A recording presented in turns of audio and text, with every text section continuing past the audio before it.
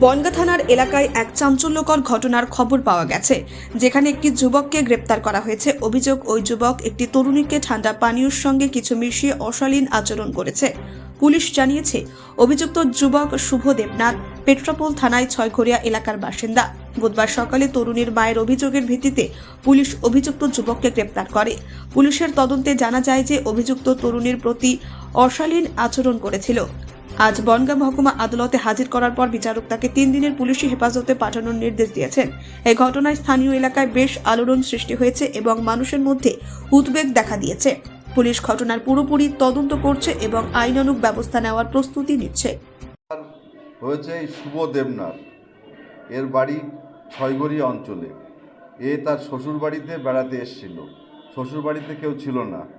শ্বশুরবাড়ি যখন বেড়াতে এসেছিল ওর বউকে নিয়ে, বউর নাম অর্পিতা মণ্ডল। অর্পিতা মণ্ডল যখন মাইনর, কয়েক বছর আগে ওর সঙ্গে ভাব ভালোবাসা করে বিয়ে করেছিল। বিয়ে করার পর এবার বেড়াতে এসে অর্পিতার একটা ছোট বোন আছে, মাইনর গার্ল, যার বয়স 17 বছর। এই বাড়িতে যখন একা ছিল অর্পিতা এবং ওর বউ ছিল, এই দুজনের সঙ্গে বসে ও মদটদ খাওয়ার পরে এবং কিছু নেশাদ্রব্য তার মধ্যে মিশিয়ে দেয়। মানে ওদের দেখায় যে তোমরা কোল্ড ড্রিঙ্কস খাও, আমি নেশা করছি। কোল্ড ড্রিঙ্কস খাইয়ে তার মধ্যে নেশাদ্রব্য মানে খাইয়ে দিয়ে ওরাও অনেকটা সেন্সলেস টাইপের হয়ে যায়। তখন বড় মেয়ে বাথরুমে ঢোকে, মানে যেহেতু একটা অচৈতন্য ভাব এসে যায়। আর ছোট মেয়ে বাইরে শুয়েছিল এই খাওয়ার পরে। তখন ও করে কি, যখন বাথরুমে ঢোকে তার স্ত্রী, শুভর স্ত্রী, তখন বাইরে দিয়ে ও আটকে দেয়, ছিটকেনি আটকে দেয় যাতে বেরোতে না পারে।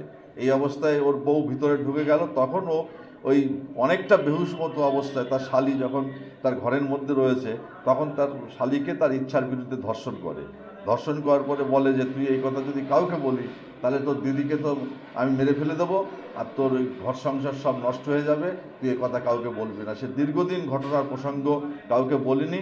তা আজকে বাধ্য হয়ে সে, তার মা যখন পুনেতে থাকে, যখন এসছে কালকে বাড়িতে, তখন মাকে ঘটনা বলে ওর মা এসে আজকে বনগাঁ থানায় এসে একটা অভিযোগ করে ওর বিরুদ্ধে 6 নম্বর পক্সো ধারায় এবং 506 যে হুমকি দিয়েছিল এই ধারায় অভিযোগটা পুলিশের কাছে করে। সেই পক্সো ধারায় অভিযোগ করার পরিপ্রেক্ষিতে আজকেই তাকে গ্রেপ্তার করে এবং আজকে কোর্টে প্রডিউস করে এবং কোর্টে তাদের ওয়ারিং অ্যাপারেলস কালেক্ট করার জন্য প্রেয়ার দিয়েছে এবং হসপিটালে এবং ম্যাজিস্ট্রেটের কাছে জবানবন্দি দেওয়ার জন্যে এবং মেয়েকে নিয়ে এসছে এবং এই হসপিটালে তাদের দুজনকে মেডিকেল করানোর জন্যে প্রেয়ার দিয়েছে পুলিশ। আজকে আদালতে 5 দিনের পিসি, কোর্ট 3 দিনে অ্যালাউ করেছে।